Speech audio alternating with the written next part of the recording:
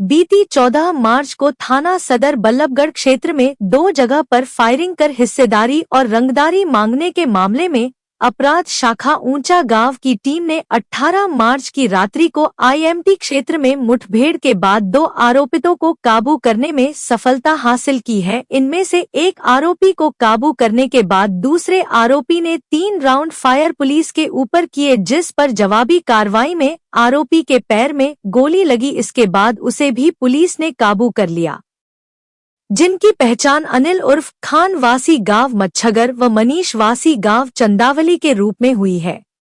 था जिसमें मुख्यतः ये जो वारदात को अंजाम देने वाला जो मुख्य आरोपी था वो गुजर खान गुजर के नाम से प्रचलित है और उसका असली नाम अनिल है। तो अनिल एलियास खान गुजर ये मच्छगर का रहने वाला है। इसने अपने एक अन्य साथी मनीष के साथ जो चंदावली का है उसके साथ मिलकर 2 जगह पर संगीन वारदात को अंजाम दिया, जिसमें पहली वारदात रात को 11 साढ़े 11 बजे 14 तारीख की रात को एक आईएमटी के पास चंदावली के पास एक लिकर वेंड है, दारू का ठेका है, वहाँ पर इन्होंने फायरिंग करी और उनको उनसे एक्सटॉर्शन मांगी कि वो अपनी कमाई का 10% इनको दे। और उसी के तुरंत बाद इन्होंने दूसरी वारदात को अंजाम दिया। वहीं पर एक शख्स है उसके कार्यालय पर जाकर इन्होंने फायरिंग करी और उसको भी धमकी भरा एक पत्र एक्सटॉर्शन के तौर पर 50 लाख की फिरौती के लिए दिया, जो कि सीसीटीवी पे इनकी सारी कार्रवाई गतिविधि और इनका जो इंसिडेंट जो उन्होंने करा और धमकी भरे जो फायरिंग वगैरह करा वो सब कुछ कैप्चर हो गया। तो इनकी पहचान मौके पे करी गई। उसी दौरान जिस तरीके की जघन्य अपराध को इन्होंने अंजाम दिया 14 तारीख को, तो उसका संज्ञान लेते हुए हमारे कमिश्नर पुलिस श्री सतेंद्र गुप्ता साहब ने डीसीपी क्राइम साहब के मार्फत टीमों का गठन करवाया, जिस पर 3 मुख्यतः तौर पर टीमों ने काम करा और डीसीपी क्राइम मुकेश मल्होत्रा साहब के दिशा निर्देश और नेतृत्व में काम करते हुए हमारी क्राइम ब्रांच ऊंचा गांव जो इंचार्ज सुंदर है उनकी टीम ने अथक प्रयास करते हुए और इन दोनों को पकड़ने में सफलता प्राप्त हुई है। 18 तारीख को रात को एक टिप ऑफ हुआ, हमें टिप मिला हमारी क्राइम ब्रांच टीम इंचार्ज सुंदर ऊंचा गांव को कि ये दोनों व्यक्ति विशेष जो सस्पेक्ट थे इसके मुख्य तौर पर खान गुजर और मनीष ये मच्छर की तरफ आएंगे और इस तरीके से अगर इनको टाइमली इंटरसेप्ट करा जाए तो इनकी पकड़ने में सफलता प्राप्त हो सकती है। तो उसी तरीके से जो टिप था उसको सही मानते हुए नाकाबंदी भी करी गई और टीमें निगरानी के लिए लगाई गई। जब इनकी इन्फॉर्मेशन आई कि ये इस तरीके से इसी रूट से ये फॉलोअप करते हुए आ रहे हैं और इनको रोकने की जब मौके पर कोशिश करी गई तो जो मनीष था वो तो बाइक जो चला रहा था वो तो मौके पे पकड़ा गया, लेकिन खान गुजर वहाँ से भागने में कामयाबी हुई उसको और वो भागते भागते पुलिस पार्टी के ऊपर फायर करना शुरू कर दिया उसने। और उस एवज में उसको पकड़ने और उसको जो फायर कर रहा था अपनी सुरक्षा के मद्देनजर रखते हुए पुलिस ने भी रिटेलिएट करा, जिसमें गन शॉट इंजरी के दौरान उसके पैर में भी गोली लगी है और इलाज हेतु दोनों को ही फिर बाद में मेडिकल के लिए भेजा गया बाद में।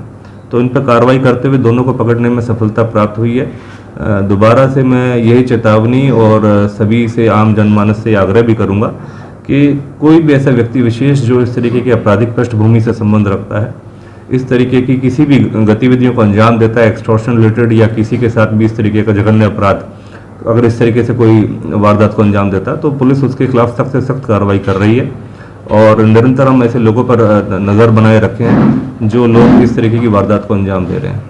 सर क्या बैकग्राउंड है इन दोनों का?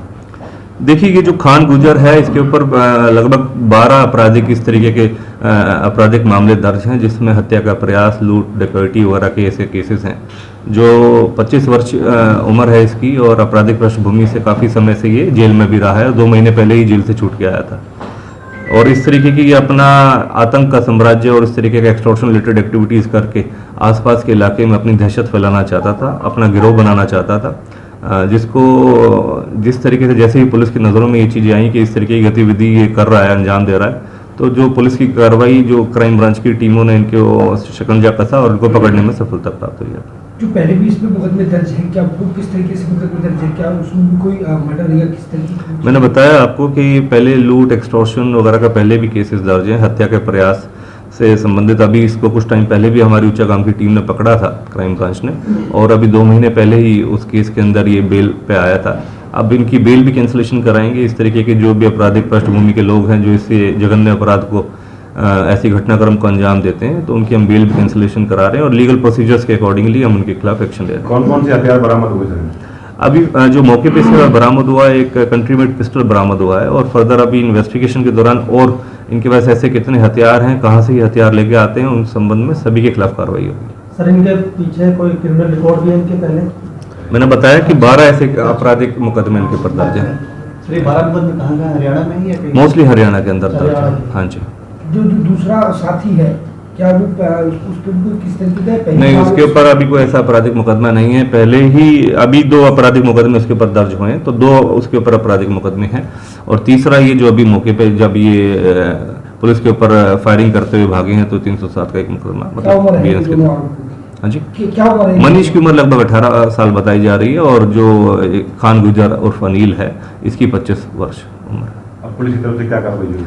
पुलिस की तरफ से अब इनको पकड़ा गया है, अब इन्वेस्टिगेशन चलेगी और फर्दर देखा जाएगा कि इसके पीछे और किस किस ऐसे व्यक्ति विशेष का हाथ है और या फिर ये खुद से ही अपना गिरोह और गैंग रन करना चाह रहे थे एक्सटॉर्शन रिलेटेड एक्टिविटीज़ में जाके।